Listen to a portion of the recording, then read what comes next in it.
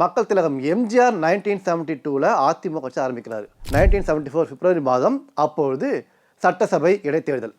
அதிமுக ஆரம்பித்து சந்திக்கின்ற முதல் சட்டசபை தொகுதி இடைத்தேர்தல். அது ரோடுக்கு போடுகின்ற சிறிய கற்கள்லாம் இருக்கும்.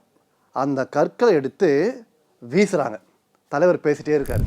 தலைவர் கூட இந்த மெய்காப்பாளர்கள் மரியாதைக்குரிய தர்மலிங்க சார், மதிப்புக்குரிய ராமகிருஷ்ணன் சார் 2 பேரும் என்ன பண்ணுறாங்க, அந்த 2 பசங்களை உள்பக்கமாக இழுத்துட்டு போயிட்டு, நீங்கள் தானே கல் வீசுனீங்க, சிறிய கற்கள், யார் நீங்கள் என்று கூற, ஐயோ சார் எங்களுக்கு ஒன்றும் தெரியாது அப்படின்றாங்க. புரட்சி தலைவர் புரட்சி தலைவி இவங்க 2 பேரும் பார்த்தீங்கன்னா அரசியலில் கடந்து வந்த பாதை அப்பப்பா அவங்கள மாதிரி வேறு யாராலும் நெருப்பாற்றலில் நீந்தி வரவே முடியாது. அந்த வகையில் மக்கள் திலகம் எம்ஜிஆர் 1972 அதிமுக கட்சி ஆரம்பிக்கிறார். அதன் பிற்பாடு பார்த்தீங்கன்னா 1974ஆம் ஆண்டு கோயம்புத்தூரில் மேற்கு தொகுதியில் வேறு கட்சியை சேர்ந்த ஒரு எம்எல்ஏ இறந்து போய்விட்டார்.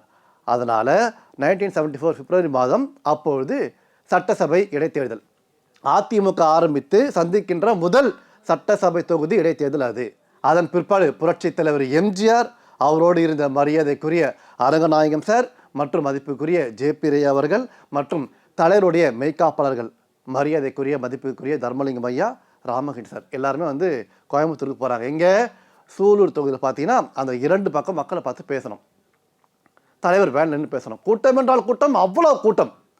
அப்பொழுது தலைவர் பேசிகிட்டே இருக்கும்போது பார்த்தீங்கன்னா அந்த கூட்டத்தில் 2 மாணவர்கள் என்ன பண்ணுறாங்க, அதாவது ரோடுக்கு போடுகின்ற சிறிய கற்கள்லாம் இருக்கும். அந்த கற்களை எடுத்து வீசுகிறாங்க. தலைவர் பேசிகிட்டே இருக்கார். பேசிகிட்டே இருந்து ஒன்றும் நடக்காத போல் அமைதியாக இருக்கார். பக்கத்தில் இருக்கிறவங்க பார்த்து என்ன இது அப்படின்றாரு.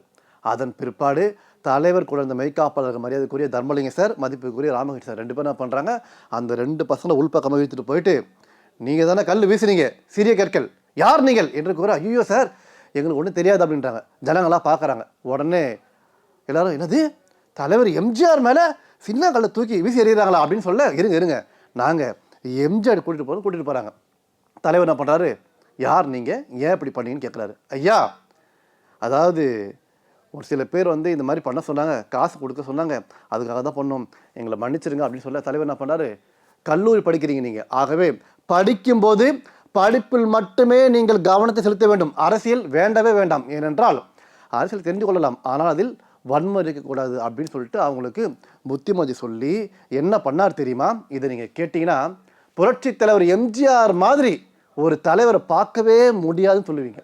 அதன் பிற்பாடு மக்கள் தலைவர் எம்ஜிஆர் என்ன பண்ணுறாரு, அங்கே இருந்த சில பேரை கூப்பிட்டீங்க பாருங்கள், அதாவது கட்சிக்காரங்களை கூப்பிட்டு இந்த 2 பசங்களையும் அதாவது இந்த எல்லையை தாண்டி கொண்டு போய் விட்டுட்டு வாங்க, ஏன்னா மக்கள்லாம் பார்த்துட்டாங்க, பிரச்சனை ஏற்படக்கூடாது, அவங்களை அடிச்சிருவாங்க அப்படின்னு சொல்லி அனுப்பினாராம். அதை பார்த்து அந்த மாணவர்கள் ஐயா எங்களை மன்னிச்சிடுன்னு சொன்னாங்களாம்.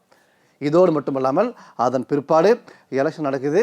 அதிமுக சார்பாக மரியாதைக்குரிய அரங்கநாயகம் சார் கணிசமான ஓட்டு வித்தியாசத்தில் ஜெயிக்கிறார். இது அவங்க வாழ்க்கையில் மறக்கவே முடியாதான்.